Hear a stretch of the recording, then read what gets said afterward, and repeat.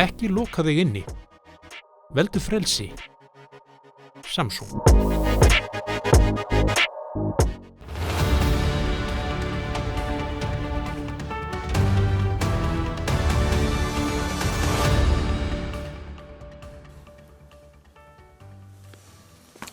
Komið sæl og velkomin í Spursmál, föstudaginn 13. júní. Aðeins 4 dagar í að við fögnum 17. júní. Við ætla fyrirfram að óska ykkur til hamingju með þann góða dag sem okkur þykir öllum væntum. Það er líka spennandi helgi framundan með blíðviðri land allt og það verður gott að fara inn í helgina í kjölfar góðrar umræðu hér á vettvangi Spursmála. Í Morgunblaðinu kennir ýmissa grasa en við fluttum frétta af því í morgun á síðu 13 að Íranir séu að hóta að auka meira úran. Þeir ætla að koma sér upp kjarnorkusprengjum til þess að geta ógnað heimsfriðinum. Þess vegna kom það ekki sérstaklega óvart þegar við opnuðum vefmiðla í nótt að sjá að Ísraelar hafa gert umfangsmiklar loftárásir á Írani til þess að reyna að lama þessa kjarnorkuframleiðslu, kjarnorkubrölt klerkastjórnarinnar sem þarf að stöðva. Þetta er ótrúlegt mál og vonandi að þetta magnist ekki of, allavega ekki út fyrir svæðið sem að þetta er helgað á þessum stundum. En það er ótrúlegt að sjá þessa atburði koma fram hér fyrir augunum á okkur. Og það eru fleiri mál sem að tengjast innanlands ófriði. Við fengum fréttir af því núna í vikunni að lögregluþjónn nokkur, ónafngreindur, hefði fengið óskemmtilega heimsókn á heimilið sitt. Þar hefði hópur ungra manna gert aðsúga að honum og ógnað öryggi hans og fjölskyldu hans. Þetta er auðvitað gríðarlega alvarlegt mál og ógeðfellt og það er ótrúlegt að sjá að þarna er á ferðinni ungir menn frá Sómalíu og Palestínu. Þeir koma hér ógnandi fólki í þessu máli og við þurfum að horfast í augu við það sem samfélag að það verður að taka hart á þessum málum. Við getum ekki lent í sömu stöðu og Svíar og Danir og Norðmenn og fleiri þjóðir hafa lent í á síðustu árum. Nú verður dómsmálaráðherrann að taka á sig rögg, panta flugmiða fyrir þessa menn og senda þá aftur til síns heima. Þeir eru velkomnir hingað sem okkar gestir ef þeir hegða sér vel, en leið og þeir fara að vega að friði, allsherjarreglu og lögregluþjónunum okkar sem að halda uppi lögum að reglu, þá eiga þeir ekkert erindi hingað lengur. Þeir verða að fara úr landi og þeir mega aldrei koma hingað aftur. Við eigum alveg nóg með íslenskan óþjóðalíð, svo við séum ekki að bæta á það með þessum hætti. Jæja, nóg það. Hingað er að koma mjög góðir gestir. Það er systur, rithöfundar, ætla að fara yfir fréttir vikunnar. Og svo í kjölfarið Jökull Júlíusson í Kaleó og Sigmundur Davíð Gunnlaugsson fyrir forsætisráðherra. Þeir verða ekki saman í viðtali og ætla að ræða mjög ólíka hluti en ég hvet ykkur til að fylgjast með efnisríkur og góðu þáttur framöndan.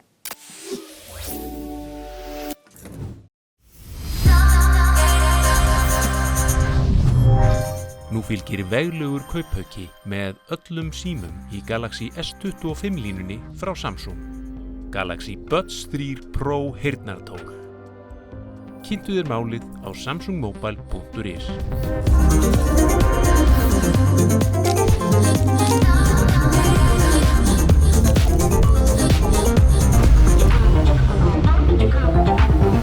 Ég að segja þér að Lilli, þetta er fáránlega þægilegu pakki.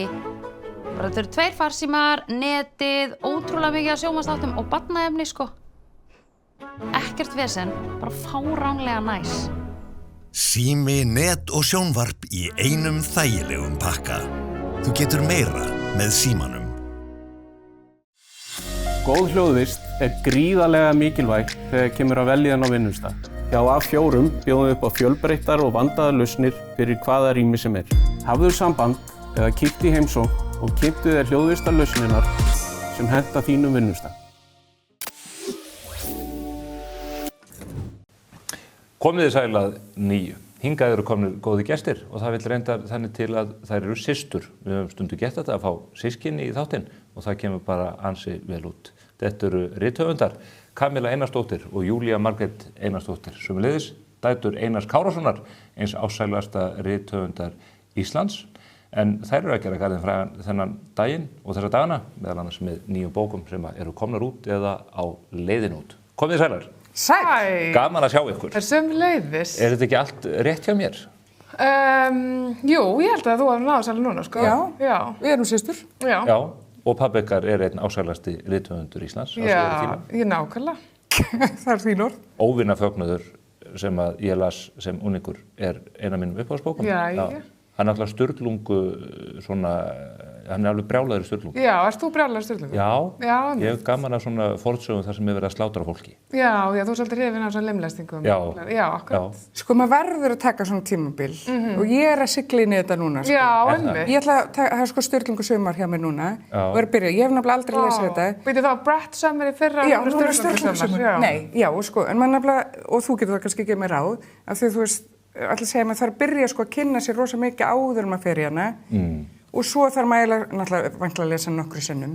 Hún er mjög óárennileg, sérstaklega fyrstu kaflanir. Man þrýtur eiginlega örendið. Er ekki fyrsti þriðjungurinn sem á telst að sleppa svona fyrsta skiptin? Nei, þú bara þvælir þig í gegn. Maður er nú lent í að lesa leiðilega bækur. Já, fólk hefur lent í því. En það var ekki við mikla bækur. Þú varst að gefa út merkilega bók. Ég stórmerkilega bók. Dúkkuversmiðan. Já. Hún fjallar atburði á Vestfjörðum. Já, ég á það til að fara svolítið þangað. Við erum sko, ég segi alltaf að ég sé Ísfirðingur, en það er pínlítið langt seilst, en bæði amma og afi sem sagt er að vestan, en þú veist, ég hef ekki komið oft og aldrei búið þar. Ræturnar eru fyrir vestan. Já, nefnilega takk, þú veist, það er alltaf gert grín mér þegar ég segist vera þaðan, sko. Já. En en ég leta... Ég segist alltaf vera úr Hnífsdal, bara mörg ár. Já. En þá er það bara einhver misskilningur. Ok, ég þori ekki alveg að fara með þetta, ég vona pabbi horfa ekki á þetta, því hann er alltaf að minna okkur á allar sættfræðir. Já, hann er svo maðurrótar hennar. Já, Hnífsdalur, Skutusfjörður. Já, þetta er alltaf... Hnífsdalur er bara svo cool nafn.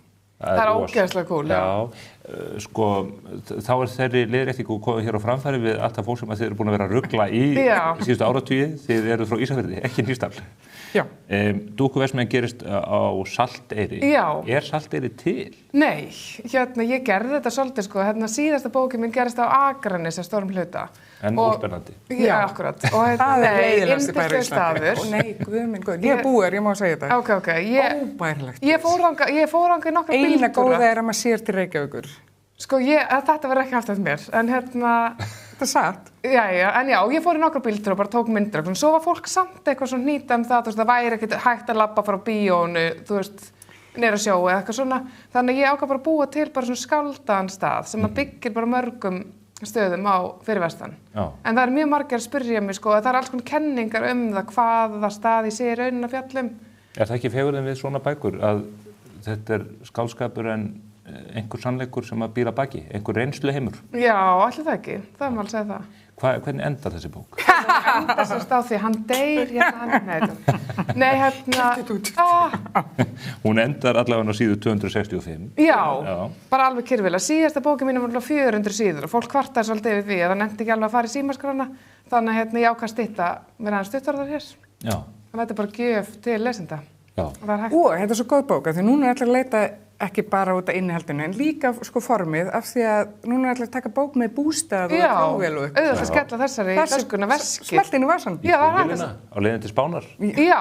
Tenerife. Það ertu í góðum málum. Núna er allir að fara til Split. Er það? Já, í Króatíu. Já. Hér fletti ég upp á 11. kaflarum. Hann heitir Grænland. Já, Grænland. Það eru margir að fara þangað, nú er þetta að fljúga þotum. Heyrðu, er það ekki nýjasta tískan? Það er geggjaður staður. Grænland er ótrúlegt land og við höfum að sinna þessum frændum okkar miklu betur eftir en við gerum. Ég geri það í þessari bók. Já. Alveg svona þeim sinn. Ein aðal hetjan er grænlensk. Já. Heyrðu, svo skellur við til núk við... Já, þú kemur. Tek selfie. Já, ég er öllum hnútum kunnugur. Já, og þú sendir mér svona tips hvað ég á að gera. Þú voru að smakka sauðnaut. Sauðnaut er alveg rosalega gott kjöt og sérstaklega sauðnauts carpaccio á hans eigið hótelinu í Núk. Ok. Þú borðar reyndar ekki kjöt. Já, sko ég hef ekki borðað kjöt í 15 ár, en ég myndur kannski gera undantekningu fyrir sauðnaut. Fyrir sauðnaut. Já, fyrir sauðnaut, sko. Já. Tölum annað kjöt og eftir, hvalkjöt og annað, en við ætlum að taka það fyrir. En áður en að því kemur, Kamilla, þú hefur verið stórvirk í sagnaritun líka. Það er eitthvað framundan hjá þér, ger ég ráð fyrir? Já, planið mitt er að vera með bók jólin. Ertu byrjuð á henni? Já, sem betur fyrr, en ekki alveg búin. Hún er ekki tilbúin? Nei, sem er að gera marga gráður. Er það komið endin? Já. Það er skálsaga? Hún verður ekki 260 síður. Það er bara... Hvað heldur hún verið lang? Svona 160 kannski. Já, hún verður örstuð. Já, það verður bara svona brjóst á saman. Og hvað fjallar sú bók? Þetta er bara konu sem vinnur á bókasafni. Já, en spennandi. Já. Þar er allt að gera, sko. Er það á Akranesi? Nei. Þá er því of þungleind, sko. Hvað, þú bjóst Akranesi? Já. Og þú hefur ekki gaman að því? Nei, ég bara get alveg lifað án þess að ég komi nokkuð tíma þangað aftur. Já. En þar eru golfvellir, þú getur nátt gaman að... Já, ég kann mjög vel að meta golfvöllin á Akranesi. Hann mjög skemmtilegur og gaman að spila. Hann í góðu standi núna, hef mér sagt, en ég hef ekki spilað hann í sumar. Ok, okkur ekki? Já, ég hef bara ekki haft tíma ég alltaf hérna í vinnunni, sitt hérna við þetta borðað að ræða við fólk. Þú drífið helgina? Já. Næstu löng helgi? Og geggjuð veðurspá, 20 stigir. Hvað ertu með forgjöf? Ég er núna með 16,8. Ok. En ætti auðvitað að vera aðeins lægri, en ég er nýjan driver og mögulega 9 át og þá bara fer ég undir 10 eins og ekkert. Já. En þið eru því í golfinu? Ekki ennþá? Ég veit ekki hvað neitt þessi dýrið, sko. En ég hef aldrei haft áhuga á golfi, fyrir en ég sá í golfbílunum þetta verið með svona bjór í kæli. Með kæli? Já. Ok, vá. Þannig ég alveg til að fara til Flórída og... Ég var á Flórída í janúar og þá gæti maður bara keypt 5 í fötu og tekið með á golfbílinn. Þetta er draun. Já, þið verða að byrja í golfinu. Við getum alveg tekið einhverja kilvi og, þú veist. Já. Ef ég fæ 5 í fötu. Bara einhverja kúlu, einhverja 5 kíló. Já, fægt mál. Ég verð komið niður fyrir því í forgjöf strax. En það held ég. Skorum þið á Hólm næsta sumar, á Akranesi. Á Akranesi, skemmtilegasta bá í Íslandi. Já, samanlega. Ég fæ ekki meira upp úr þér bókina, hérna þetta ágæta bókasafn. Að vera rithöfundur í Íslandi, listamenn bera sér þetta svo illa. En þið eru öll bara á einhverju listamannalaunum og ég er að grænni grein bara. Er það ekki? Tellandi peninga? Nei. Við fengum náttúrulega ekki listamannalaun núna. Nei. Þannig að við erum alveg, en við erum sakaðir svo mikið það. Já, maður fær að prófa samkvæmt reglum. Já, nákvæmlega. Þið getið ekki skellt búnt á skengin, eins og þið segja. Nei, hérna, Alla Egils, nei. Ég er ekki komið hann á vegginn heldur, sko. En hvernig er að vera rithöfundur í Íslandi svona í fullri alvöru? Þið eru þetta að fylgja hjartanu. Seljast bækur vel á Íslandi? Hvernig er þessi markaður í þessu örsamfélagi okkar? Sko, þetta er ekki góð leið til að vera ríkur og fólk fer ekki þessu fyrir peningana, en þetta er alveg gaman. Þú veist, það er allir að skrifa á Íslandi og það lesa allir og finnst þetta rosa gaman. Og eins og jólabókavertíðinni, þú veist, það er bara... Þetta er æði og núna er eiginlega að koma núna svona vorvertíð eins og þú ert núna í. Þetta er rosalega gaman. En þetta er líka hræðilegt. Sko, eins og bara eins og Akranes. Hætti þessu. Nei, þú veist þess að núna er ég að koma til þín, eins og ég sagði, bara draumar að rætast og bara ótrúlega gaman að fá að vera þarna. En ég er bara einhvern veginn ekki alveg tengd við umheimina því ég er svo kvíðin bara yfir viðtökum. Já. Og ég er búin að fá alls konar spörsmál. Já, ég þurfti bara að taka þetta alla leið. Já, hingað kem ég bara til þess að róa mig. Til að krafna sig. Það var byrta þetta gamla bloggfærslu eftir Já, ég skrifaði En myndir það sér á næturklúbbum? Getur við fengið það líka? Já, ég er nú oft ferðast líka. Í Berlín. Jafnvel. Nei, en sko ég er alltaf... Já, ég er alltaf að skoða, þú veist, Goodreads og ég, þú veist, ligg yfir þessu. En þú hefur enga stæði, það er allir rosa glaðir. Ennþá, já. En ég lendi til dæmis, og svo málið er að þú veist, þegar ég fekk eina stjörnu á Goodreads fyrir síðustu bókina mína, og þá var ég á leiðinni í viðtali í Kiljunni og ég siti allan tíman bara náföl og mér langaði svo mikið til að biðja, fara bara hindi þeirra manneski og segja bara fyrirgefðu, þú veist. Veitu, hvað hét svo ákveðin? Hún hét Guðleitra Salóme. Gerast þeim þetta Akranesi, þín uppáhaldsbæ. En þú fékkst góðar viðtökur við bókinu þó að Goodreads hafði ekki tekið þér? Já, það var ein mannska Goodreads. Hún fekk alveg 200 eitthvað stjörnugjafir. Lest þú komment þig? Aldrei. Nei, það ekki. En vininu hljóta að senda þér stundum. Já, en það er svona aðlega til þess að hafa gaman að... Já, er það ekki? Nefnilega oft er þetta fyndnastu, svona ótrúlega bitur og reiði. Já. Jó, það má hafa gaman að því. En þú gefur bókina út, nú þessi bók komin út, þú helst glæsilegt útgáfupartí, nú er fólk að byrja að lesa og þú ert að fá einhver endurgjöf. Skiptir hún máli? Er þetta ekki aðlega, skiptir ekki máli bara að segja söguna eins og þú vilt að hún sé? Ég vildi alveg geta sagt já við því og þú veist að núna væri ég bara búin að sleppa þessu til kosmosið og það mætti bara grípa þetta eins og vildi, en ég er bara í kvíðakasti. Nei. Smá, jú. Okay, það er engin ástæða til þess. Nei, en þetta er bara, já, þetta er eitthvað svona, eitthvað refsing. Þú veist, ég bara ligg yfir þessu í alvörunni og svo hrættum að það sé bara einhver að fara að segja, ég sé bara að hafa fattað núna, ég var algjör lúðaumiki, en það er ekki gert. Ég hef nú getað sagt þér það. Já, þú fá það bara. Það hefur legið lengi fyrir. Já, þetta hefur legið fyrir, sko, já. Heyrðu, en að fréttum vikunar, kannski við pólitíkinu annað, eitt áhugavert mál sem að ég veit að þegar við stóra skoðun á, það var háhyrningurinn sem að synda Já, land. þetta er rosalega þungbært, sko. En það fallega var, öll vinnan og allir sem voru að reyna að hjálpa henni á meðan það var von. Já, ég var að hlusta Lóu Björk í lestinni. Hún fór miðja nótt til þess að skoða hana sem hann liggur vola umkomulaus. Þú varst nú með einhver kenningar af hverju hann lá þarna sem hann önnur saga. En þar var bara fullt af björgunarfólki og dýralæknum og bara alls konar fólk sem var bara að leggja allt á sig miðja nótt til þess að bjarga þessum hval. En af hverju menn að því?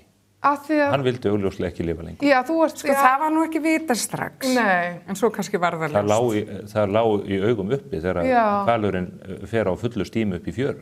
Þeir vita alveg hvernig grinningar virka og... Já, hann hefur þekkt hann betur. Já. Félagið mig var að spila einmitt korpuna og var þá á 4. braut, sér sporðin lyftast og svo tekur hvalurinn straugið upp í fjöruna.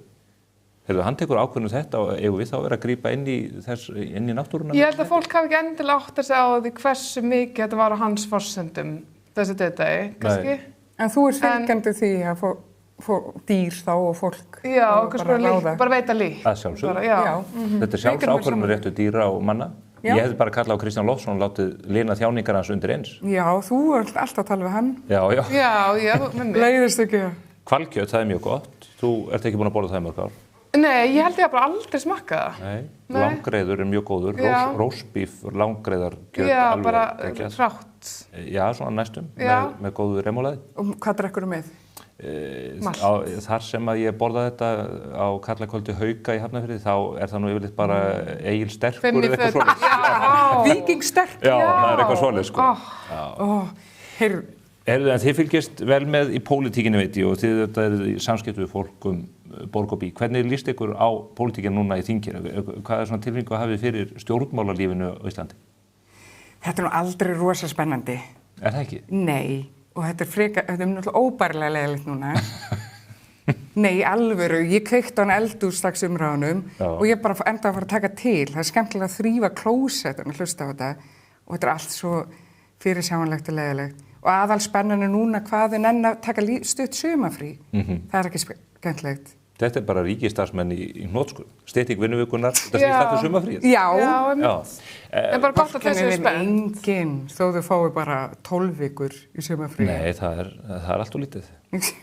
Kristrún Frostadóttir er búin að vera forsætisráðherra frá 21. desember. Hvernig líst ykkur á hana og hvernig finnst ykkur hún fara af stað?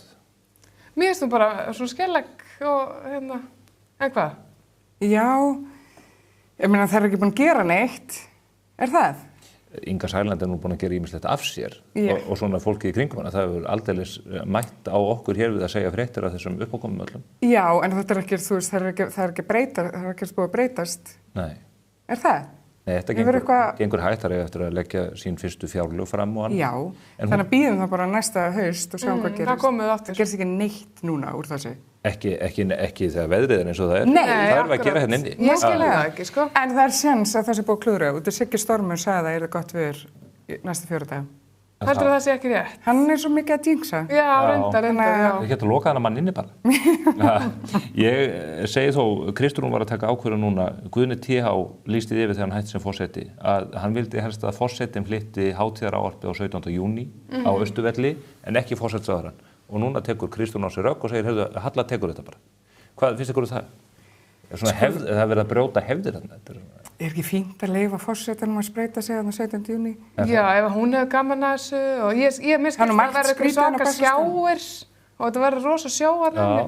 Ég er bara spennt að sjá. Er einhver sem mætir henni sem þarf ekki að vera þarna? Hefur þú einhvern tímann mætt? Nei, ég hætti að mæta þarna þegar fólk eftir bankarunni fór að eyðileggja þessa samkomu með hrópum og köllum og skrílslátum. Þetta er algjörlega óþolandi að þessi heilagi dagur og þessi heilagi staður alveg óháð því hver er í pontu okkur tíma skuli ekki fá frið fyrir þessum óþjóðalíð. Það verður spáð roki og rigningu. Akkurat, sem að mér er mjög þá mun draga úr því, það mun enginn enn að vera þarna. Nei, ekki ætlum við að vera þar. Nei. En það er náttúrulega, já, það fylgjast með þessu sjónvarpinu, bara heima. En er þetta ekki bara Halla hefur gaman að þessu? Jú, hún kemur þarna og... Hún er alltaf svo smart og svona. Hún tekur tjessbjörn með sér og... Já, vonandi. Já. Við getum kannski bara fylgst með þessu af Svölunum og Kjarval. Já. Já, herðu, ég til í það. Jafnvel fantasíusalum, þar sem ég held bókaklúbs viðburðina mína. Já, einmitt. Já, þú ert með bókaklúbb sem Engin er rosa skrýt þar. mæting á. Já, það eru vel yfir 1000 búin að skrá sig í klúbbinn. En þú ert bara með svona fræði og ævisögur. Þú ert ekkert í það á bókmyndum. Jú, við erum að lesa 1984 núna, Já. sem eru auðvitað fagur bókmyndir. Já. Og svo langar mér nú á einhverju tímapunkti til að taka fyrir Stefán Zweig, sem er einn af mínum uppáhaldshöfundum. Einmitt. Ég veit ekki hvort ég taki Veröld sem var eða jafnvel smásöguna Manntafl sem hefur verið í miklu uppáhaldi hjá mér frá því ég var krakki. Hvort ætti ég að taka? Sko, Veröld sem, það er náttúrulega svona klassík. Það verður allir að lesa það. Ef þú er sennilega búin að því. Já. En hitt er kannski svona skemmtilega. Já, sem brjóta hans upp. En er þetta alltaf bara kallar? Nei. Nei, já, enn Hvað sagði, 100 manns? Bara 100 karlar? Yfir 1000 manns Það er 1000 manns í klúbnum? Já. Og þetta er bara galopið fyrir karlar? Og konur, fullt af konum líka. Nei, ég þarf að finna góða kvenhöfunda til að fara yfir. En það er kannski skrifa minna af bókum af þessu tægi, svona samfélagsmál, hagfræði, stjórnmál. Já, ok, þú heldur við það. Já, það er svona meginverkefnið. Já. En þið kannski komið tillögur hér þegar við förum út og setjum. Já, algjörlega. Við bara sendum lista. Ef við fáum að vera með. Hvað, svona, úr því að þið hafið engan áhuga á pólitík augljóslega, hvað er það svona sem ykkur finnst rísa hæst í fréttum þessa dagana? Hvar hafið þið fókus í þessum efnum?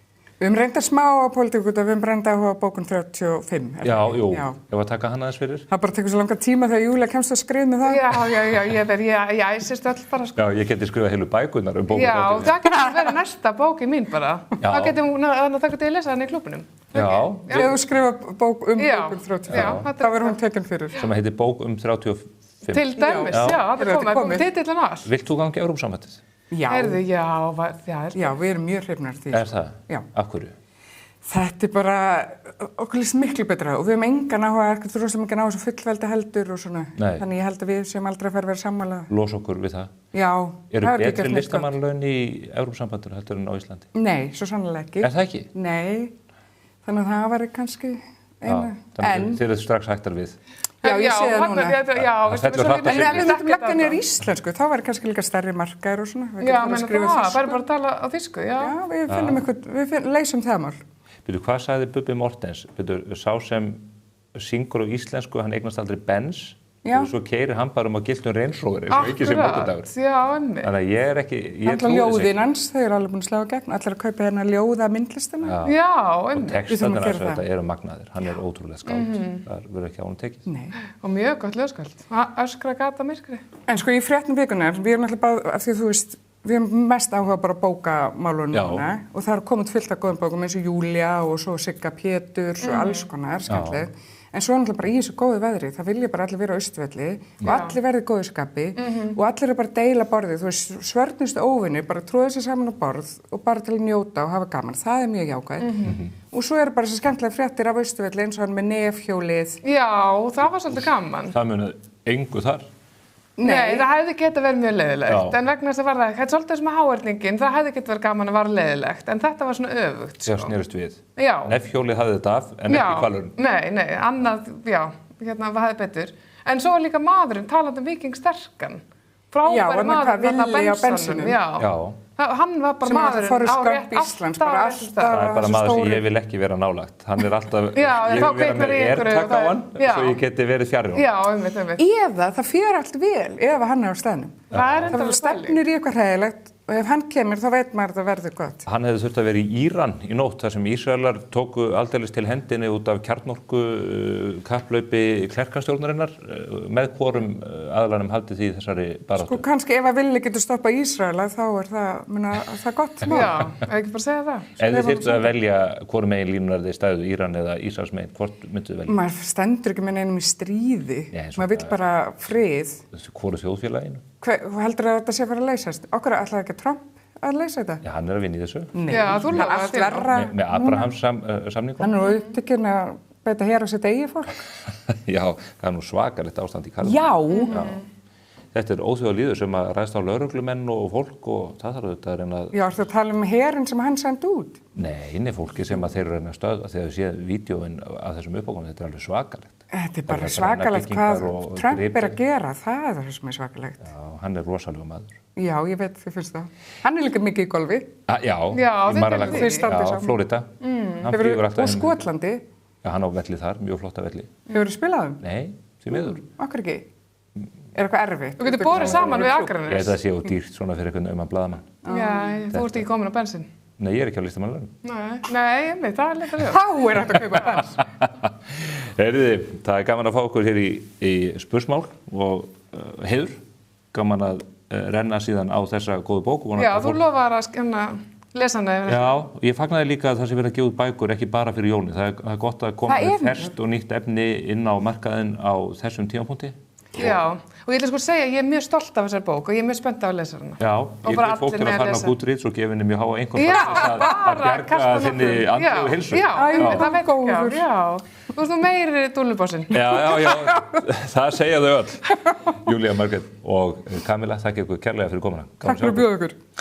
Við ætlum að halda áfram á vettvangi listarinnar, reyndar sönglistarinnar, því að Jökull Júlíusson í Kalíó, þeirri ótrúlegu stórsveit sem fer sigurför heiminn, meðal annars í Bandaríkjunum, hann er kominn hingað í hús og ég ætla að ræða við hann ferilinn og stórtónleika sem að standa fyrir dyrum í Vaglaskógi og svo þegar að Jökull hefur hvatt okkur, þá kemur hingað ágættur vinur þáttarins Sigmundur Davíð Gunnlaugsson og rifjar upp rosalega atburði frá árinu 2015. Fylgist þið með.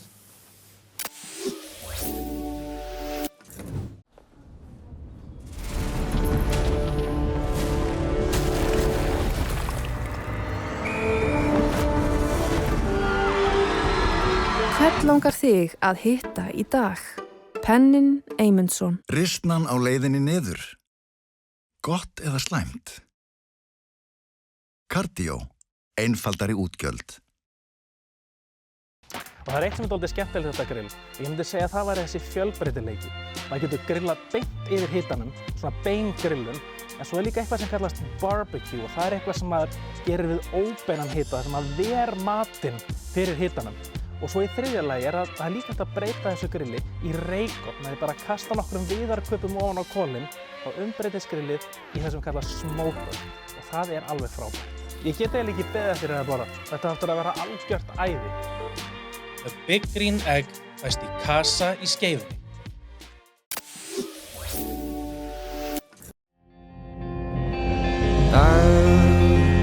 Perlur glitra dalinn færist ró. Draumar þess rætast sem gistir Vaglaskó og klæð rauðu skíni á krækilingislag.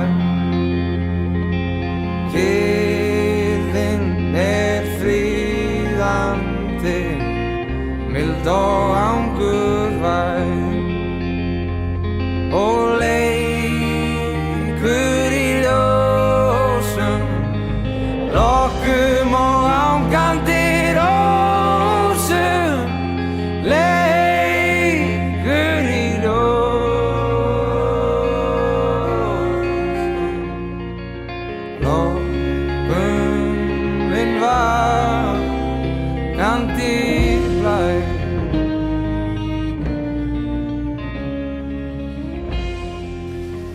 Þetta var lagið Vor í Vaglaskógi með hljómsveitinni Kalíó og ég veit þið trúið ekki en það eru 12 ár síðan að þetta lag kom út. Þá vissu fáir, jafnvel bara engir hvaða hljómsveit þetta var en núna veit heimurinn það svo sannarlega. Tugir milljóna manna sem að hlusta á hljómsveitina í mánuði hverjum á helstu efnisveitum og hún fer sigurför allar heimsins koppagrundir. Allt og lítið á Íslandi reyndar. En þrátt fyrir það er Jökull Júlíusson, hljómsveitarstjóri og söngvari og potturinn og pannan í hljómsveitinni kominn hingað í spursmál og við ætlum að ræða saman, ekki síst að því tilefni að það stefnir í stórtónleika einmitt í Vaglaskógi. Blessaðu Jökull. Sæll. Þetta er ótrúlegt hvað er langt síðan að þetta kom út. Já, Einmitt, þetta bara tíminn flýgur, ef svo má segja. Skemmtilegt að stoppa við einstaka sinnum og horfa tilbaka. Já, ég ætla að ræða við þig þessa merkilegu tónleika sem þið stefnið á, en mér langar þrátt fyrir það að byrja aðeins framar í tíma, eða öllu aftar í tíma. Þegar þið gefið út þetta lag, þá þessi hljómsveit lítið þekkt. Getur þú sagt mér hvernig þetta byrjaði allt saman?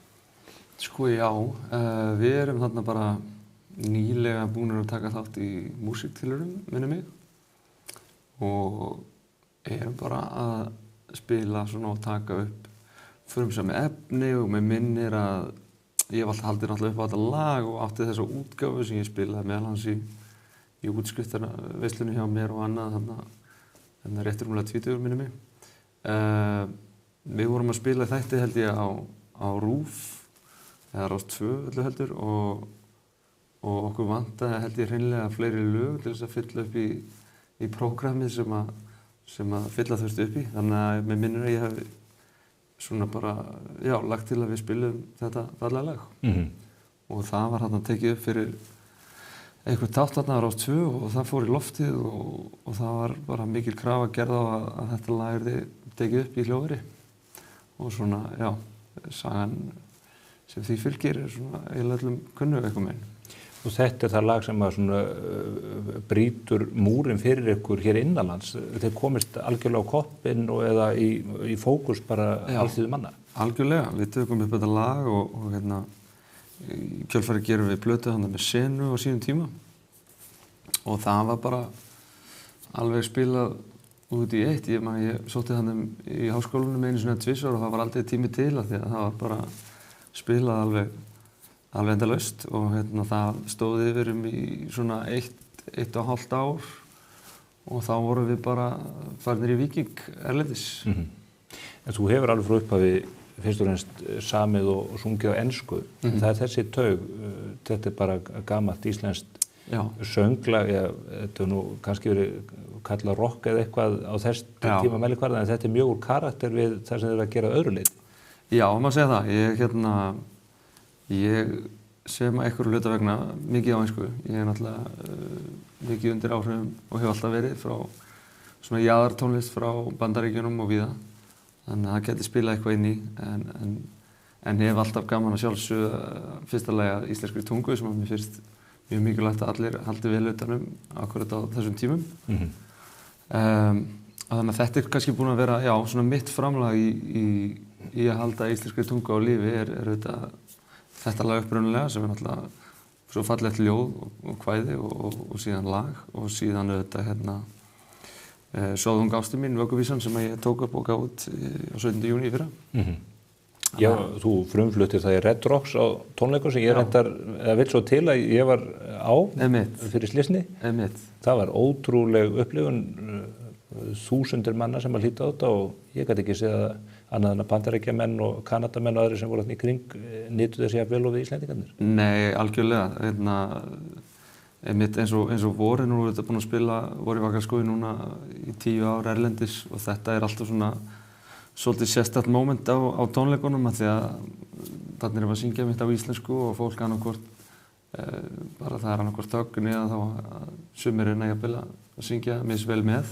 En þetta verður alltaf svona svolítið sérstakt moment myndi ég segja, svona augnablik á tónleikunum og við finnum það að við komumst alls ekki upp með að sleppa því að spila það og ég meina svo er þetta búið að sanna sig bara að þetta er sem sagt langmest spilaðasta íslenska lag á íslensku núna bara sem við erum og þannig að algjör rómantík í þessu og okkur þykir alltaf vænt þetta lag. Við horfum á sigurgöngu ykkar á síðustu árum og það er eins og með alla góða hluti þeir þykja sjálfsagðir þegar þeir hafa orðið að veruleika.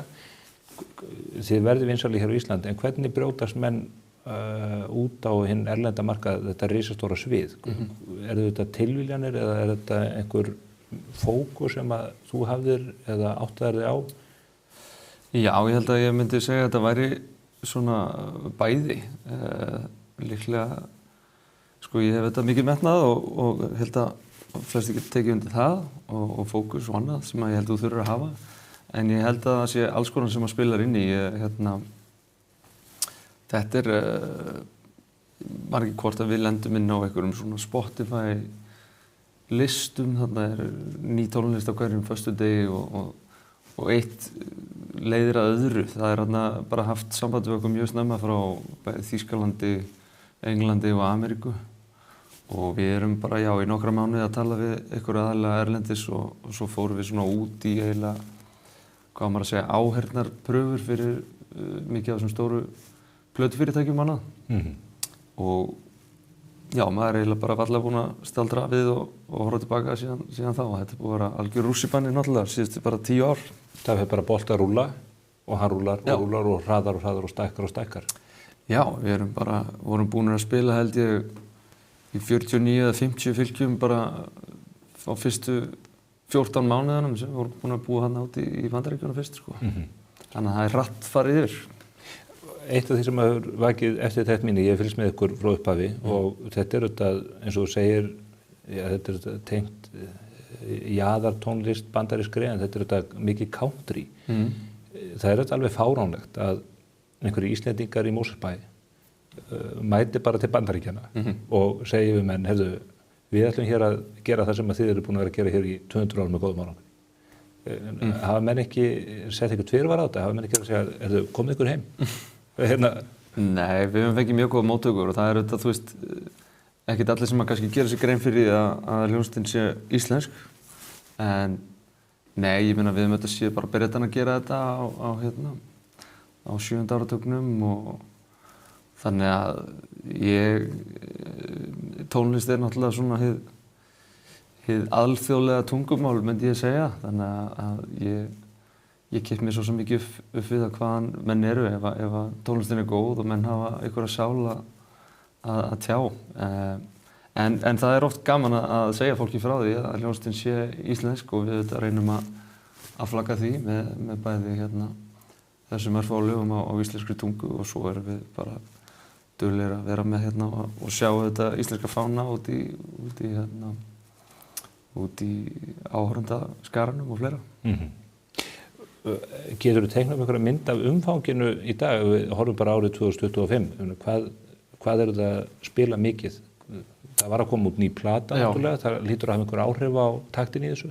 Einmitt. Jú, við erum búin að vera að spila mjög mikið síðustu ár. Heimsfaraldurinn náttúrulega setti smá strik í reikninginn fyrir alla og þá vorum við bara á leiðinni í stórt tónleikaferðalag og að gefa út plötu. Þannig að svo voru allir svolítið bara að bíða og sjá. En við erum búin að vera að spila mjög þétt, myndi ég segja, síðan að það opnaðist allt saman. Þarna í kringum byrjun árs 2022. Við vorum bara eina af fyrstu hljómsveitum alþjóðlega sem að fóru aftur og byrjuði að spila. Þá var við bara, minnum í febrúar, byrjun 2022 og spilum við fyrir marga með grímur. Það var svolítið sérstök stemming. En þetta er bara oft svoleiðis. Við erum, í fyrra tókum við mjög stórt ár, vorum eflaust á tónleikaferðalagi í svona hátt í 300 daga það árið. Það þýðir ekki endilega þessi 307 er ekki tónleikar á hverjum degi, en þessu fylgja þetta rosalega ferðalög, hvort sem að þú ert í rútu eða fljúga. Og það þetta, þú veist, getur verið líðandi, þannig að við svona reynum auðvitað að fá smá tíma inn á milli og þá geta menn reynda að hvíla sig, en svo þarf þetta líka að taka upp plötu og semja hana. Þannig að þetta er kannski aðeins meiri vinna en fólk gerir sér oft grein fyrir. En hvað eins og segjum að það sé hefðbundið ár? Hvað eru það margir ferðardagar? Áttu bara heima í ferðartösku? Já, síðustu 3 skipti hef ég komið hérna heim í örfáta og ekki náð að taka upp úr töskum, sko. Þannig að það er kannski það er aftur út. Í raun og veru. Það er svolítið lýsandi kannski hvernig þetta er búið að vera. En ég meina hefðbundið ár, ég myndi segja, við erum búin að vera að spila svona nánast 100 tónleika á ári, myndi ég segja, síðust ár. Og síðan auðvitað er ég búin að vera gífurlegan hluta ársins líka í hljóðveri að klára plötu og annað.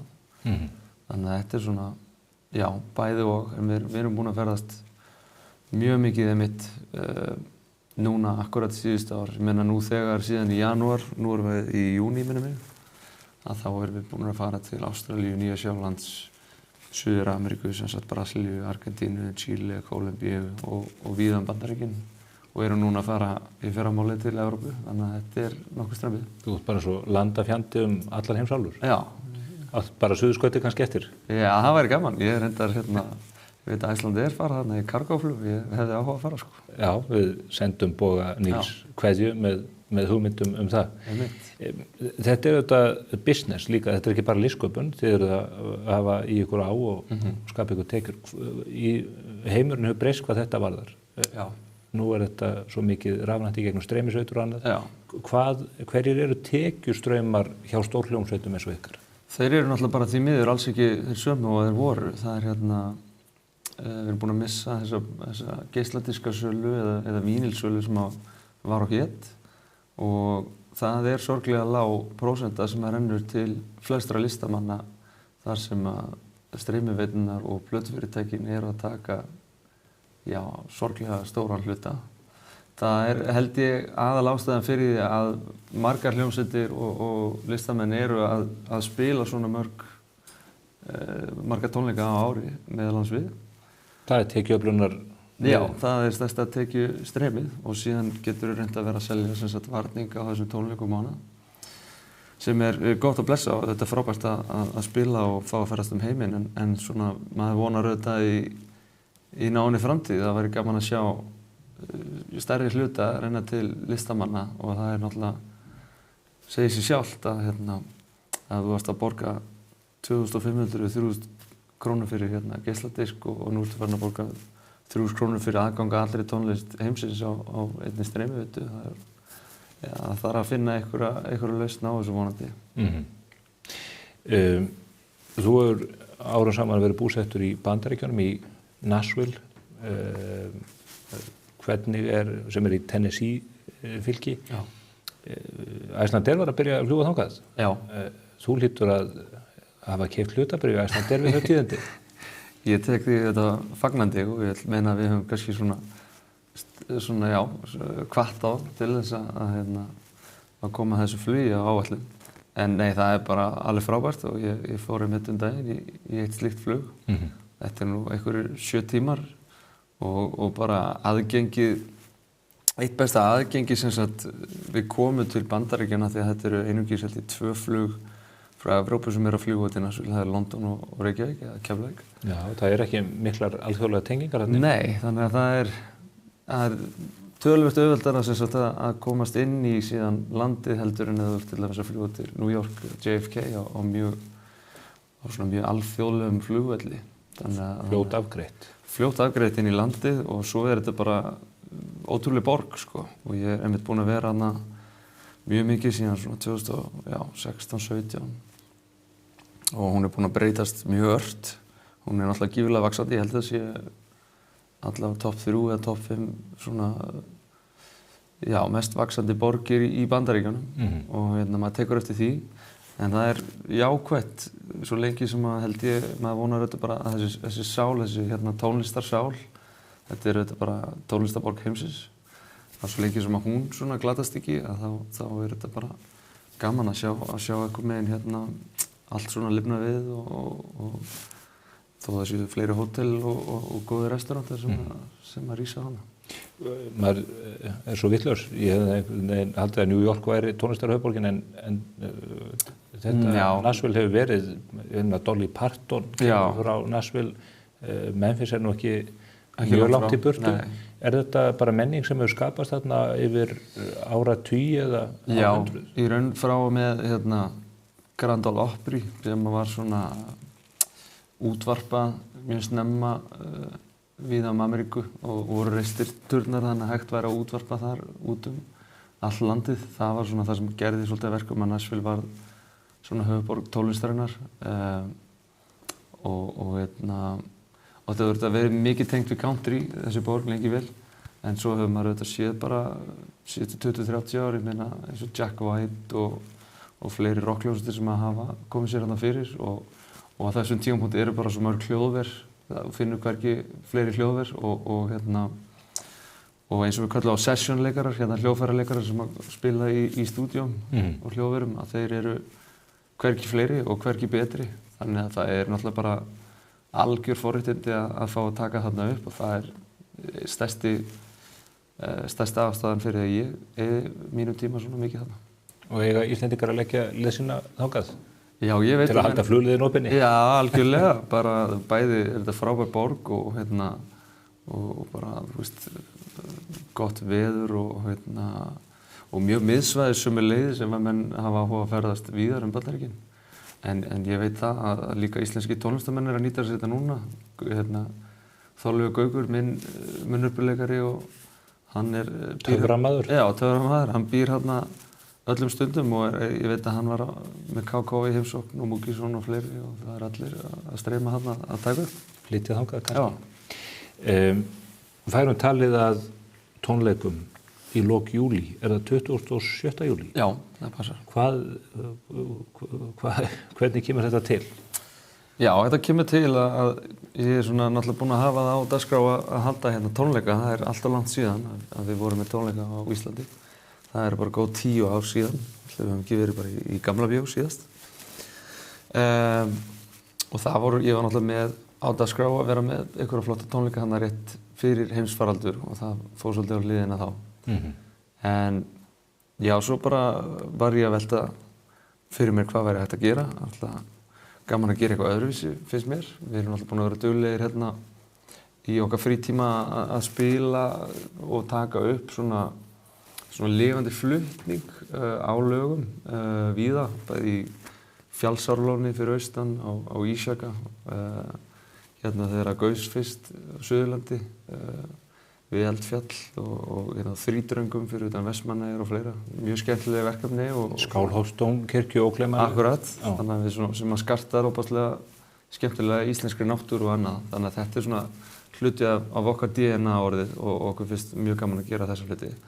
En einmitt, alltaf langt síðan að tónleikar voru, þannig að það kom hugmynd hvort að það væri ekki vel við hæfi að vera í Vaglaskógi og svo var ég hérna á leiðinni á þjóðhátíð í fyrra og satt í Herjólfi og lenti við hliðina á Jakobi Frímanni og hérna bar þetta undir hann og hann var mjög spenntur og fannst þetta fallegt og hann er svona búinn að vera að hjálpa mér að láta þetta vera veruleika. Það er mikið sem að þarf að huga til þess að láta verða af svona stóra tónleika.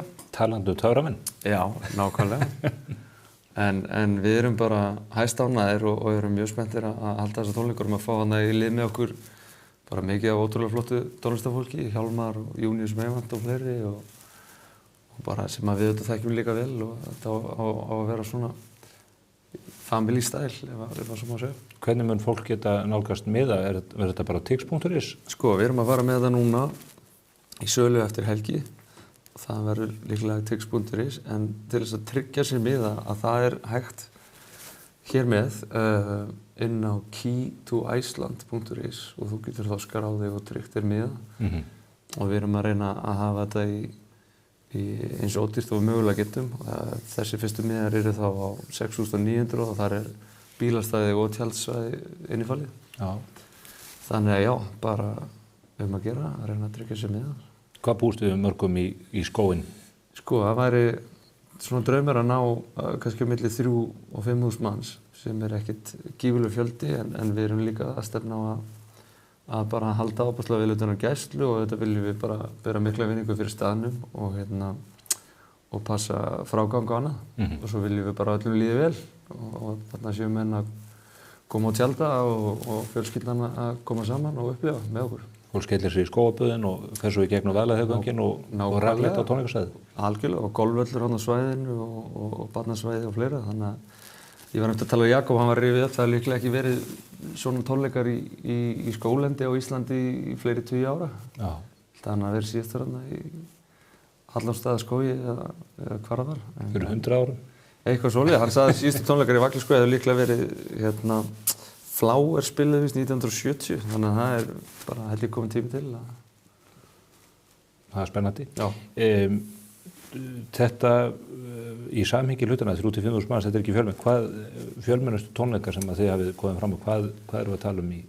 Já, það er það að rekna. Þú varst þegar okkur í fyrra, við erum þar árlega á Red Rocks, það er svona 10.000 manns. Við höfum þetta að spila mesta sem við höfum spilað líklega í þau skipti sem við spilum með Rolling Stones, við spilum nú einu sinni með þeim í austurísku fjöllunum, þar voru held í 116 manns. Já, þið voruð hitt upp fyrir þá? Já, við höfum opnað fyrir þá nokkur sinnum. Og svo þetta bara, þessar tónlistarhátíðir hlaupa ofta á 100.000 eða meira, sko. En nei, þetta viljum við bara gera fyrst og fremst bara til þess að búa til upplifun með góða fólki og við erum bara mjög spenntir sjálfur, og alltaf gaman að fara norður. Við mikið spilað þar í gegnum tíðina allavega þegar við vorum að spila hérna á Íslandi sem mest. Þannig að ég held að þetta verði bara tilvalið. Þú nefnir Rolling Stones, ég var að skoða tónleika með Willie Nelson held ég í september, hann 92 ára. Þessir kallar virðast vera ódrepandi þrátt fyrir heroinneyslu og aðra óáran sem á þeim hefur dunnið. Hvað ætlar þú að endast leikið í þessu? Nú lifir þú allt of heilbrigðan lífstíl að mínu mati og margra annara. Verður þú að til 200 ára aldurs? Það góð spurning. Það ýmislegt að gera í líftækni vísindunum núna. Nei, gaman að segja frá því. Ég sá hann á síðast ári, Willie Nelson og Bob Dylan voru saman með tónleika. Það náttúrulega mikið útvælt. Allir það sé ekki bara að þeir eru ungir í anda og hafa gaman að því sem þeir eru að gera. Það einstakt að fá að vera í þessari forréttindar stöðu, að vera að skapa eitthvað og fá að fara á svið fyrir framan þúsundir manna bara oft í viku. Þannig að það kannski aðal eiturlifið, sko, að fá þá upplifun að fólk sé að syngja lögin og annað. En nei, ég held að þetta sé bara að spila reynsla inn í og þetta eru vanir menn. Já.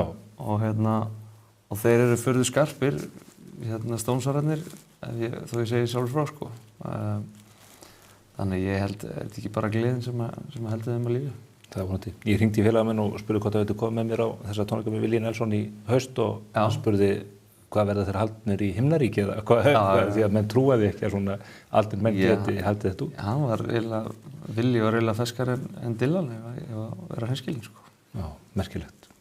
Jökull, gangi vel með þetta. Það eru tilökun efnið að fylgjast með þessu stóra verkefni ykkar Jakobs Frímanns, Herjólfur og svona óvænt samskipti geta oft leitt af sér stórkostlega hluti. Einmitt. Gangi vel. Takk hérlega.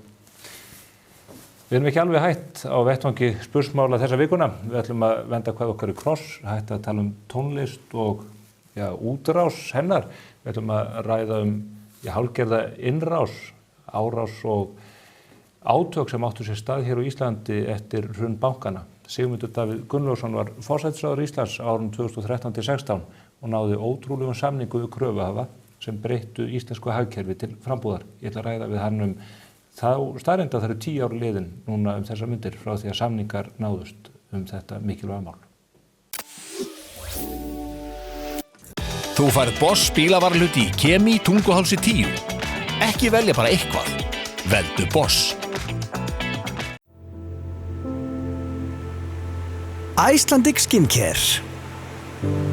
Stórkostlegt tilboð á taramar.is. Komdu og reynslaktu glænýjum Toyota Land Cruiser 250 hjá viðurkenndum söluaðilum. Toyota. Förum lengra.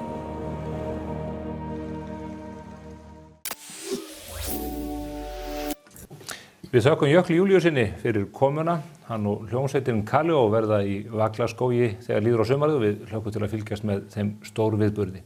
En í liðinni vikum þá voru 10 ár liðin frá því að tilkynnt var afnám haftanna.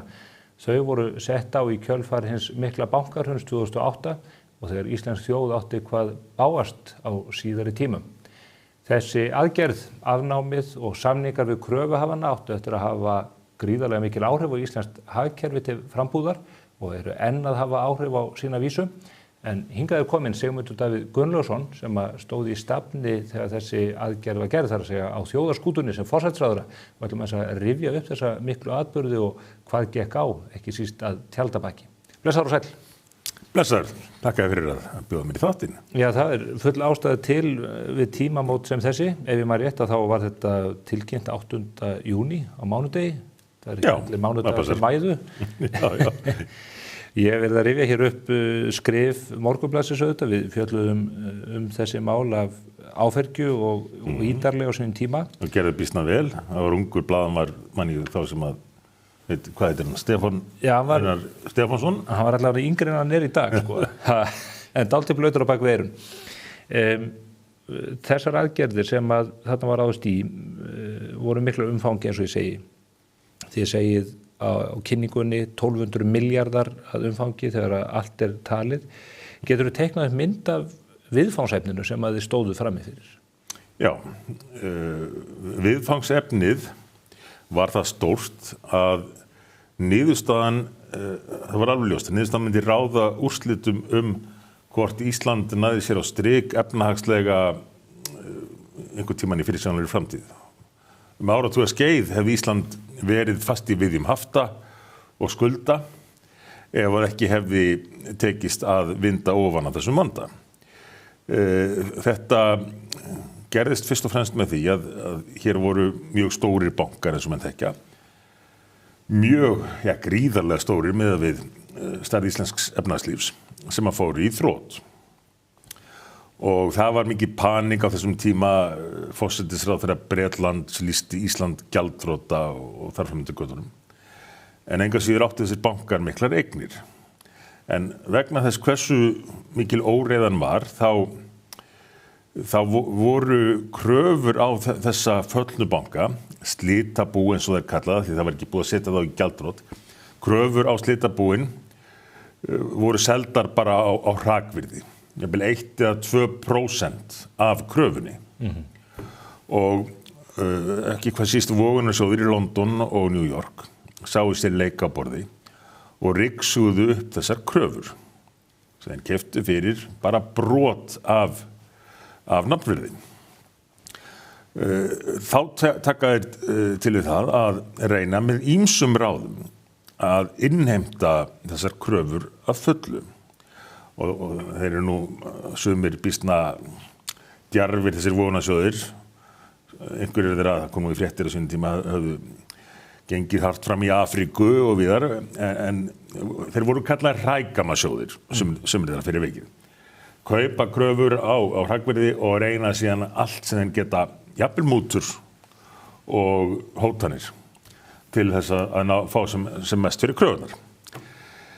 En það sem blasti við var að það væri ekki hægt að hleypa þeim út með allar sína kröfur því að það kom á daginn að það voru miklu meiri verðmæti eftir í bönkunum heldur en hafði gert ráð fyrir.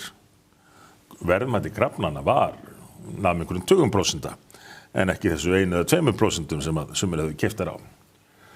En þó var ljóst að það var ekki hægt fyrir Ísland að hleypa mönnum út með allt þetta fjármagn því að þá myndi bara íslenskt efnahagslíf hrynja.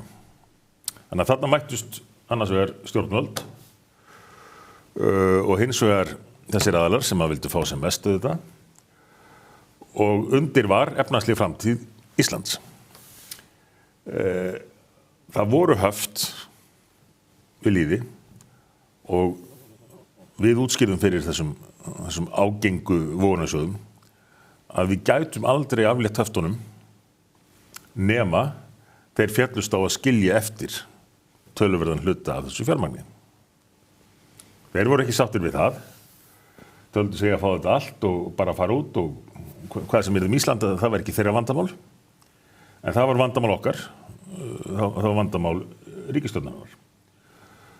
Og þá hefst svona störukeppni, hvor gefur sér fyrir og við vorum ekkert að fara að gefa okkur, það var bara ekki valkostur fannst mér að við myndum gefa okkur gagnvart þeim. En svo þurfti að fara að pota í þá. Þetta er það sem ég kallaði kylfan og gulrótin. Það þurfti að draga upp kylfuna og það var gert með því að hóta þeim að þessi slitabú bankana yrðu skattlögð. Skattlögð mjög hátt. Menn höfðu nefnt aðrar hugmyndir að setja bankana bara í þrot og setja svo útgöngu skatt og fleira, allt í lagi að velta slíku fyrir sér, en það sem varð ofan á var í raun hótun mjög háan skatt á þessar eignir. En svo hótun var ekki innistæðulaus, okkur var fullkomin alvara með henni og hún var nauðsynleg. Því það var ekki hægt að halda íslensku efnahagslífi lífskjörum almennings á Íslandi í frosti áratugum saman vegna bankahrunins. Þetta frost hefði varað áfram ef ekki hefði verið hægt að losa þessa aðila út með einhverju móti. Já. Þá hefði ekki verið hægt að afnema höftin og það var nú margir sem að bentu á, sögufróði menn, þegar höftin voru sett á og voru þá margir þeirra andvír því að sitta þessu höft en þau voru nú heldur nauðsynleg þeirra aðstæður sem að voru akkurat í miðju bankahruninu. Bentu á að þegar svona höftur er sett á þá er þau ekkert losuð fyrir inn í fyrsta lagi eftir einhver áratugi. En það tókst á 2 árum frá því að ný ríkisstjórn tekur við og þangað til að þessi fundur er haldinn og þessi forsíða verður til að ekki aðeins losa höftin heldur tryggja Íslandi ríkinu þetta mestu leyti en líka verulega leyti bara íslenskum almenningi verðmæti sem að heildarumfangi þarna á þessum tíma var áætlað 1200 milljarðar og við getum leikið okkur að því að upprekna þá tölu til verðlagsins í dag og við getum líka að við viljum bætt við efnahagslegu áhrifunum af því að hagkerfið hafa aftur farið af stað sem að voru gríðaleg. Þetta voru gífurlegir hagsmunir sem þetta voru undir, þannig að það náðist tvennt mjög gott í einu. Það var hægt að losa höftin og framlagið til Íslands. Það var slíkt að, ég hef sagt þetta áður og ég hef alltaf beðið leiðréttingu ef einhver kann eina slíka. Framlagið var slíkt að ekkert ríki, allavega ekki í seinni tíma sögu, hefur náð eins hröðum og miklum efnahagslegum viðsnúningi og varð með þessari niðurstöðu. Framlagið felst í því, ef að ég skildi þetta rétt á þessum tíma, að innlendar eignir, krónueignir slitabúanna, sem að þessir aðilar gátu ekki farið út með öðru sem að valda þá höggi auðvitað á gjaldeyrismarkað og annað, að þær voru bara skildar eftir. Þær voru í raun og veru bara millifærðar inn á reikning ríkissjóðs. En erlendar eignir, gjaldeyriseignir og annað, það var eitthvað sem að menn komust út með. Já. Nokkurn veginn það þannig og þetta voru alls konar eignir. Þetta voru hlutabréf, þetta voru bankar, Íslandsbanki, til þeim samtur í heild sinni. Sem nú er nýverið búið að losa aftur, selja. Arion banki að hluta, ég var nú reyndar á því að þeir voru alltaf með vesen þessir aðilar og leiðindi. Ég var á því að bara taka Arion banka allan. En fjármálaráðherrann hafði ágjörð því að ríkið væri þá komið með alla bankana í fangið og ég get alveg skilið þau rök en ætlunum var aldrei að ríkið sæti upp með bankana alla. Þetta var spurningum að taka þær eignir sem að þyrfti til þess að hægt væri að losa hér höft og hleypa þessum aðilum út. Aðilum sem ég held að reyndar hafi margir komið aftur í ljósi þess hvað gekk vel með þessa lósun haftan og efnahagslega vöxt í framhaldinu. Höfðu kynst hagkerfinu, kynst Íslendingum og komið aftur úr fjárfestu Íslandi. Nú, annað til að rifja upp er það að það situr ríkisstjórn hér frá 2009-13 og hún er með þennan vandi í fanginu sem að þið síðan tókuð að lokum við. Já. Og þegar maður skyggnast tilbaka þá er eins og að menn hafi í raun og veru ekki haft yfir sín yfir það hver vandinn varð. Menn voru að deila snjóhengjun og annað en umfangið og umfang vandans, eins og ég segi, var ekki líðum algjörlega ljóst og einhvern veginn virtist eins og menn ætluðu bara að láta þetta malla. Hvað er það sem að þið gerir til þess að ná mynd af þessu? Það er einhver hópur þarna sem þú kveður til starfa. Já.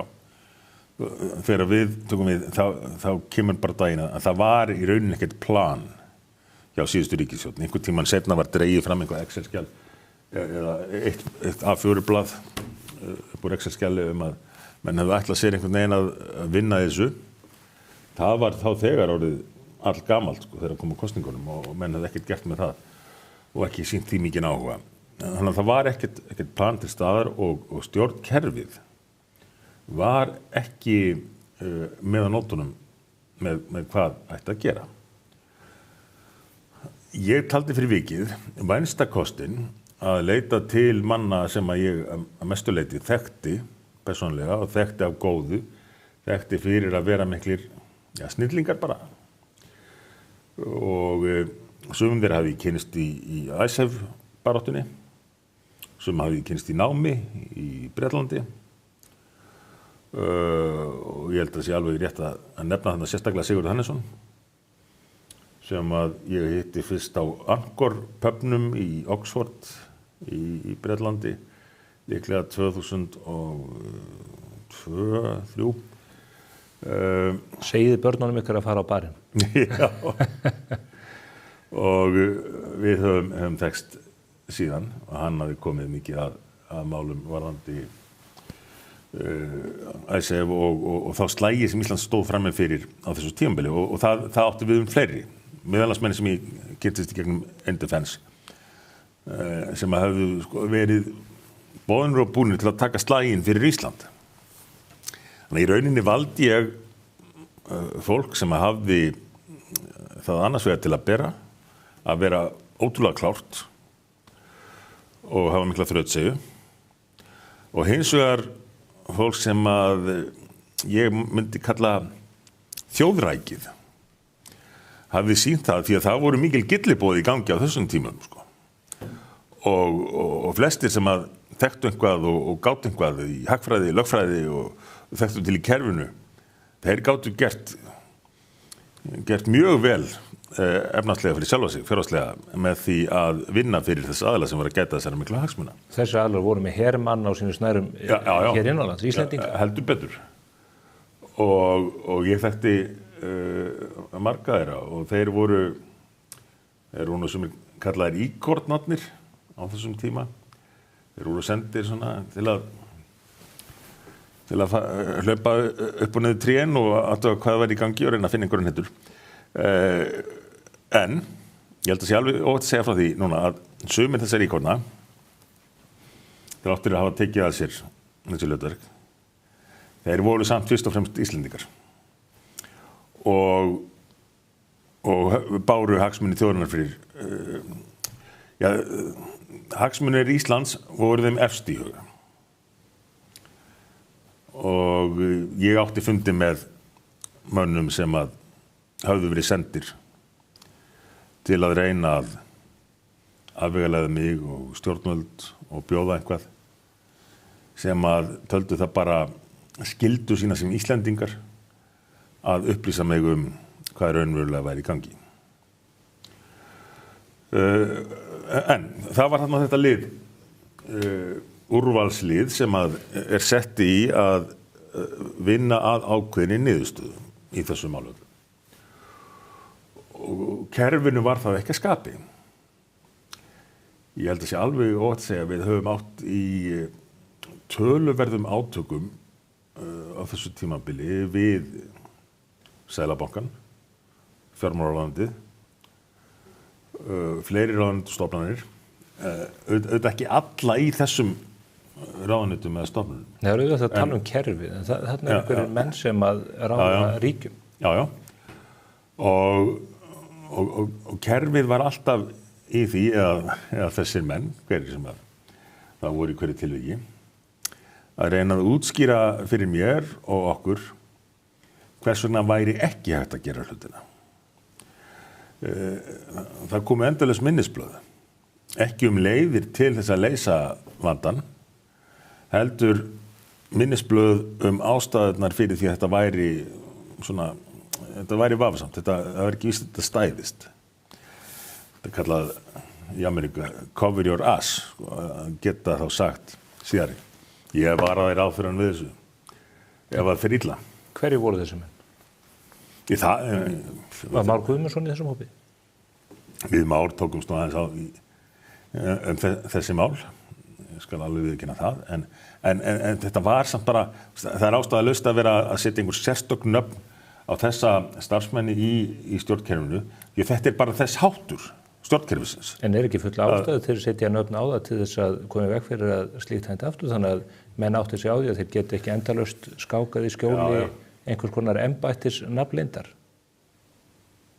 Hugsanlega, en þetta er náttúrulega alltaf að gerast aftur og aftur. Það er að þið þorið ekki að leysa frá skjóðunni. Já, Við sjáum til með það, en það er líka bara mjög erfitt, maður veit ekki einu sem hvernig hlutinni verða til í þessu kerfi. Minnisblöðin bara birtast manni. Þau verða ekki til að sjálfu sér. Nei, það er einhver fólk þar að baka. En það fólk, því gengur ekkert illt til, en kerfið er í eðli sínu íhaldsamt. Og ef maður ætlar að gera raunverulega breytingar, þá verður maður að vera undir það búin að fara í gegnum allar hindranir sem að verða margar. Þeim gengur ekki endilega illt til, en kerfið er gert til þess að verja Íslendinga og íslenska hagsmuni, ekki annar. Já, og þá erum við kannski komað enn stærri spurningu en var þetta tiltekna mál. Það er þessi vöxtur kerfisins og aukið afl þess á kostnað stjórnmálamanna. Og það er engum að kenna nema stjórnmálamönnum sjálfum. Þeir hafa talið bara þægilegt og gott að gefa frá sér vald, af því að margir þeirra vilja bara komast í gegnum hvern dag á þess að gera það að segja einhvað sem gæti talist umdeilt. Þeir vilja bara fá að vera í friði og klifra smátt og smátt tröppuganginn í sínum flokki og geta sagt, heyrðu, þetta er ekki pólitísk ákvörðun sem er ekki hérna, þetta er fagleg ákvörðun. Við fengum þetta hérna frá sérfræðingunum. Sérfræðingarnir, það er nú annað. Sem að maður læra af þessu og öðru mál. Þessi snillingahópur sem þú nefnir svo, Sigurður Hannesson, Ásgeir Helgi. Sem er ekki sérfræðingarnir innan gæsalappa. Nei, annars konar sérfræðing. Þeir teikna upp áætlun sem að þið Bjarni Benediktsson skoðið og ákveðið að ýta úr vör. Hvernig fara menn að því að mæta þessum hrækum og segja, við ætlum að taka okkur 40% eignunum ykkar ef þið anskotist ekki til þess að semja við okkur? Já, það lá fyrir í kosningum og þess vegna taldi ég mig hafa lýðræðislegt umboð til þess hvaða leið ég vildi fara í þessu og þá fæ ég fólk í það sem að ég vissi fyrirfram. Ég reynda gæti ekki valið alla, eðlum og samkvæmt, þá þurftu aðrir að hafa aðkomu að þessu. En þeir sem ég setti þetta, ég vissi að þeir væru svona á sömu línu og ég og bað þá að framfylgja því. Þeir stundum komið til mín og höfðu þá mætt þessum hindrunum sem ég nefndi. En í öllum tilvikum sagði ég, þið eruð með umboð frá forsætisráðherranum, frá þessari ríkisstjórn. Þið látið ekki segja ykkur þetta, þið haldið áfram. Og endaði með því að það var hvað kalla það, störukeppni.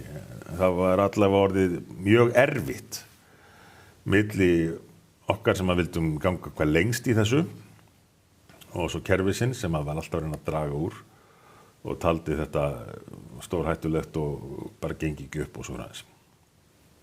Og það var endalausir tafaleikir. Ég var alveg verið vitlaus á minnisblöðunum það hversu þetta væri ekki hægt. Og þá var til það sem ég kallaði síðar svartikaflinn í ræðu minni á flokksþingi Framsóknarflokksins, blessus minning hans, árið 2015. Það er haldið flokksþing og ég eins og gengur með ræðu þar. En einn kafli í ræðunar var yfirstrikkaður með svörtu, svona eins og þegar maður fær einhverjar skýrslur frá hennu opinbera sem maður má ekki sjást hvað er í þeim. Þessi kafli var yfirstrikaður og ekki einu svona aðstofamaður minn á þeim tíma en nokkur annar fekk að sjá hann. Af því ég vildi ekki gera fólk samsekt, ef svo má segja, og ég vildi heldur ekki að það lægi út. En þar tilkynnti ég í ræðunni á flokksþinginu að við ætluðum að leggja þennan skatt, cirka 40% skatt á slitabú bankana. Þá var, eins og sagði í ráðherra einhvern þættinum, it's been announced, það er búið að tilkynna það. Það var komið út. Það er ekki hægt að taka það tilbaka. Það var ekki hægt að taka það tilbaka.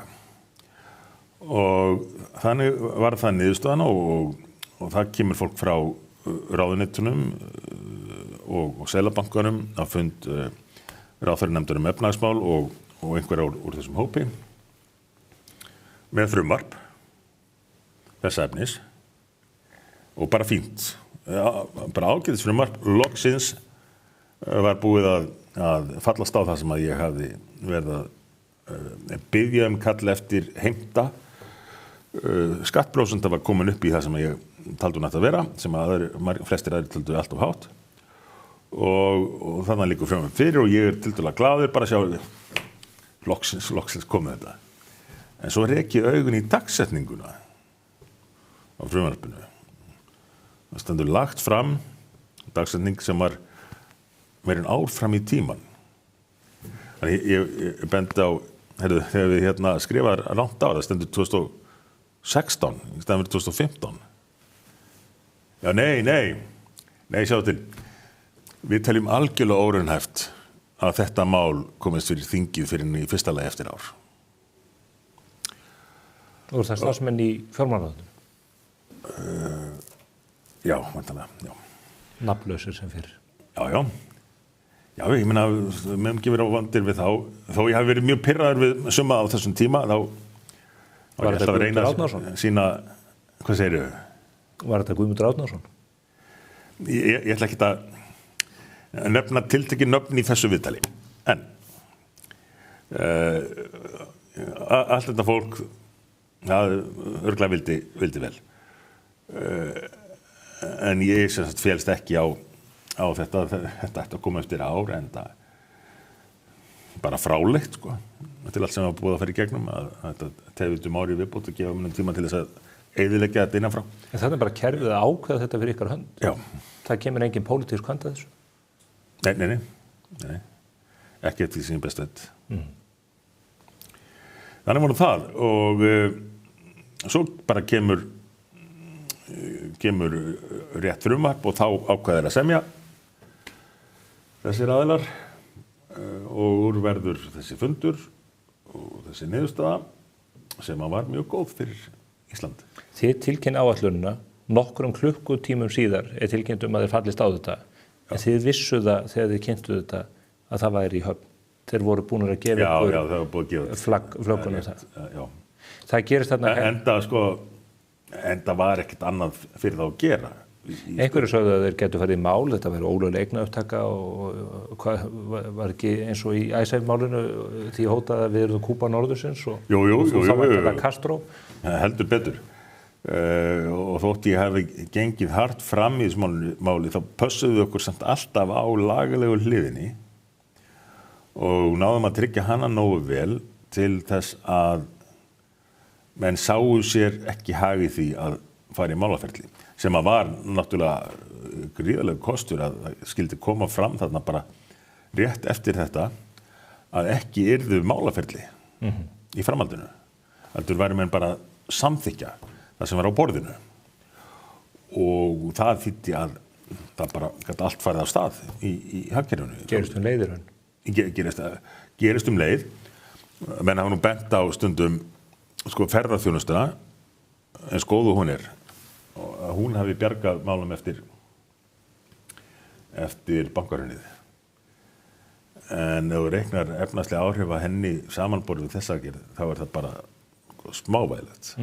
Mikilvægt, vissulega, og ég eindreginn stuðningsmaður ferðarþjónustunnar. En það svona til að setja hlutin í samhengi, þá það bara lítið brot af umfangi þessa. Þessu umfangi. En það var ekki bara kerfið, það að segja stjórnkerfið sjálf sem var vantrúað á þetta. Í kosningabaráttunum 2013 þá varst að halda fram hugmyndum í þessa veru, reyndar upphæðum sem að reyndu síðan minni heldur en loka niðurstaðan varð. Það mjög eftirminnilegt viðtal sem að núverandi kollegiðin í þinginu tók í kosningabaráttunum á vettvangi Ríkissjónvarpsins. Skulum kíkja á glefsur úr þessu viðtali til að átta okkur á svona viðhorfinu til þessara brjálæðislegu hugmynda. Já. Getur þú ábyrgst að það fáist einhverjir 300 milljarðar á næstu 4 árum út úr þessum samningaviðræðum við kröfuhafa föllnum bankanum? Það eru kröfuhafarnir sem þrýsta á að losna, þeim liggur á og ríkið hefur auk þess tækin sem það þarf til þess að þrýsta enn frekar á samninga.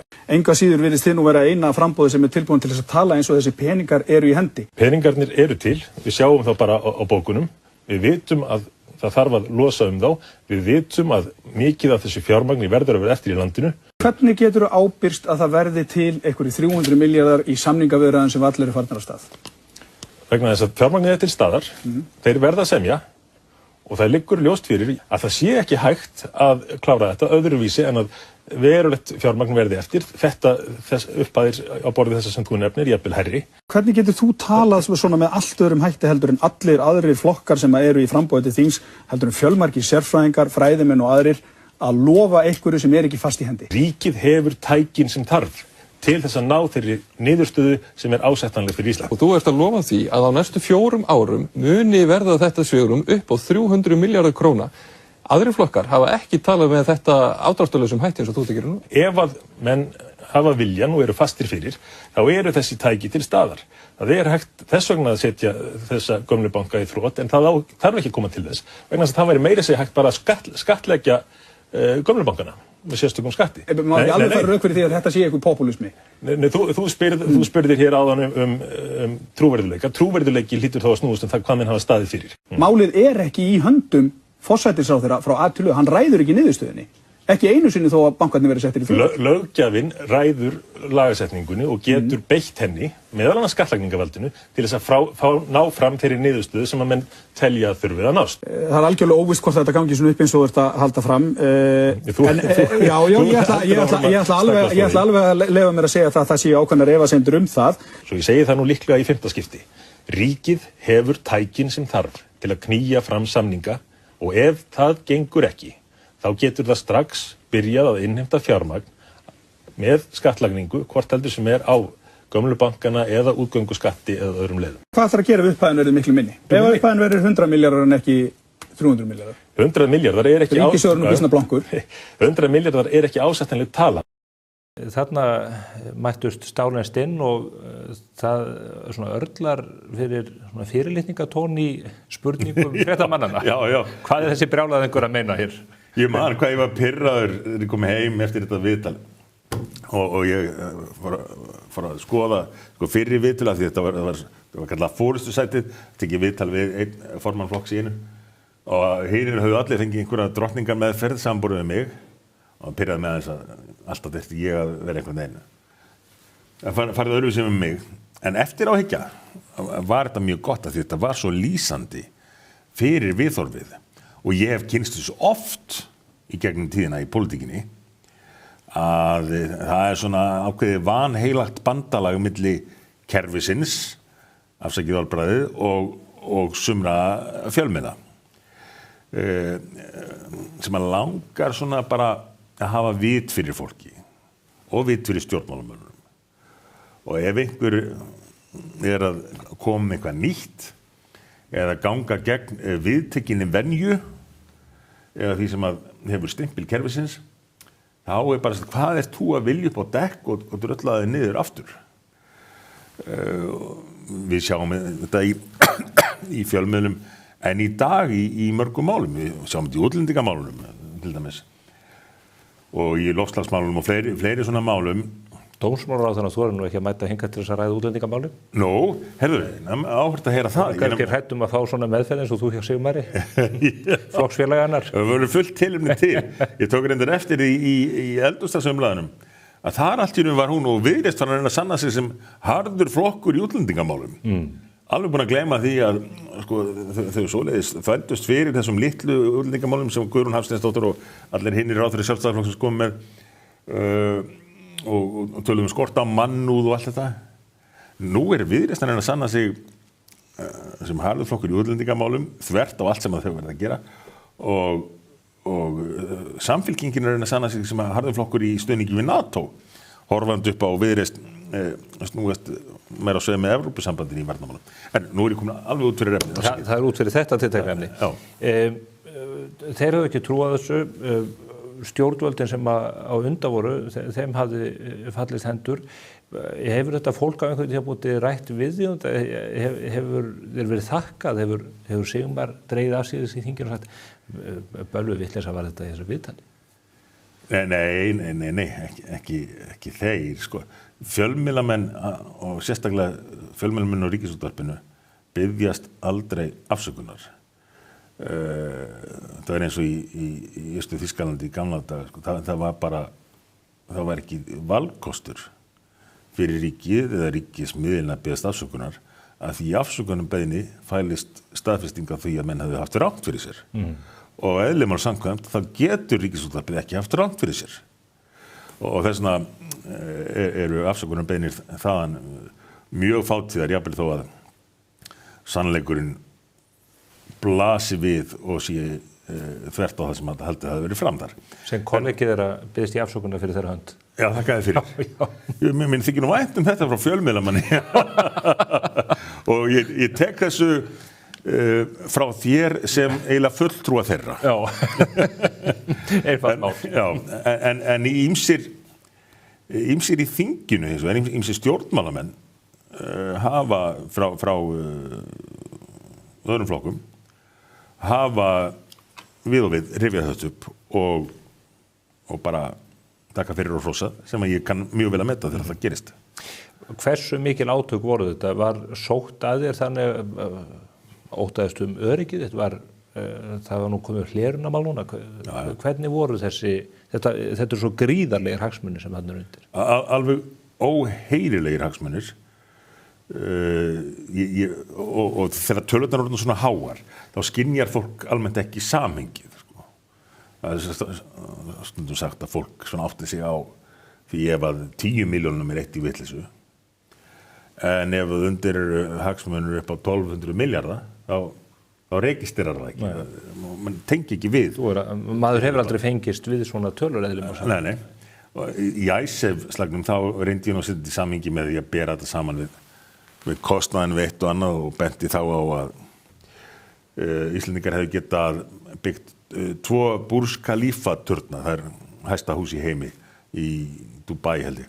Mjög nærtækt dæmi. Já, við hefði getað byggt 2 slíka fyrir það sem þar var undir. Þá skildi fólkið þetta.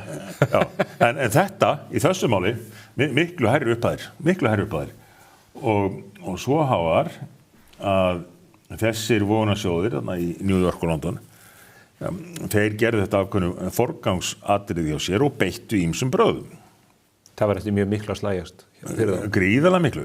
Ég fekk þeir beittu pólitískum tengslum, ég fekk heimsóknir frá sendiherrum í forsætisráðuneytið til að útskýra fyrir mér að við þyrftum að virða Evrópureglur fjármálamarkaði og við varum kominir eitthvað út á ranga braut með þessum hugmyndum okkar að ætla að skattleggja þess aðalega sérstaklega og bara gengið tiltölulega hart fram með að við diplómata sem eru nú yfirleitt kurteisir og bara hálf hissa á þessum heimsóknum og ég fekk heimsóknum frá þessum aðilum sjálfum einhverjum þeirra sem að mættu nú í þingið en aðalega frá fulltrúum þeirra sem að gripum hann hér og þar. Ég var til dæmis eltur til London, þá var einhver kynning þar á Íslandi sem fjárfestingakosti, svona til að við vorum að vinna upp úr bankarhunu. Þar voru mættir menn á þennan kynningafund á einhverju hóteli þarna í miðbæ London. Í þeim eina tilgangi að ræða þessi mál við mig. Og ég bara skrepp á salurni og þá þar einhver mættur og segir við erum með fínt herbyrgi hérna uppi ef þú hefur tíma á eftir til að koma og spjalla aðeins við okkur sem ég gerði nú ekki í öðru tilviki þá komist þér að því að ég væri að fara að heimsækja Vestur Íslandinga í Kanada og Norður Dakota og þá maður sendi til mín með skilaboðum það að menn séu búin að leigja þarna bjálkakofa í Norður Dakota skammt frá því sem að ég verið á einhver Íslendingahátíð og þarna sé ekkert farsímasamband ég getur verið alveg öruggur og hitt á þar og við getum komist að niðurstöðu sem að hendi bæði mér og þeim og geti hentað mér persónulega mjög vel og svona gekk þetta fyrir sig og ég veit að það var reynt að þrýsta á marga sem að koma að þessari vinnu með ýmsum hætti en þeir stóðu þetta allt saman af sér en svo var hætt þegar nærdróð þá var hætt með mútutilburðina og þá bárust hótanir. Þar með talið fékk ég heimsókn frá manni sem sagði að þessir aðalega þeir vita allt eignir þínar og bankamál. Það sló mig ekkert, ég hefði engar áhyggjur af því. Allt verið gefið upp hjá íslenskum skattayfirvöldum og bæði ég og kona mín alltaf verið gefið upp hér sem íslenski skattaðalar, greitt fulla íslenska skatta af öllu. En ég fékk þessa heimsókn með þessari ábendingu. Og svo náttúrulega, skömmu eftir þetta, þá er sett af stað alveg ótrúlegt leikrit, það sem að ég afrekaði það að komast á forsíðu Süddeutsche Zeitung. Það var svona eins og stundum verið á mokkanum á 50-tugum, það var svona yfirforsíða með plakkati með mynd af Vladimir Putin, Ahmadinejad í Íran, Assad í Sýrlandi og mér. Einhverju forsetaráðherra blóki á Íslandi sem enginn hafði nokkuð tímann heyrt af. Og af því að ég hefði komið fram í þessum gögnum sem ótalmargt annað fólk hafði gert, frægustu fótboltamennir, David Cameron, hann og fjölskyldan svo raunverulega notið góðs af penningum í skattaskjóli, ekki ólöglega, en ég hefði alltaf, við höfum alltaf verið mælt með sem íslenski skattaðalar, en samt komst ég í þennan merkilega hóp með þessum aðlum. Saumaklúbbinn? Í þennan merkilega saumaklúbb, já. Við erum, Putin nú einn eftir í þessum hópi. Við höfum aldrei hist, en á einhverju hluta vegna eru settir þarna saman. Ekki einu sinni hitt Assad? Nei, ekki hitt Assad heldur. Nei, ótrúlegt. Já.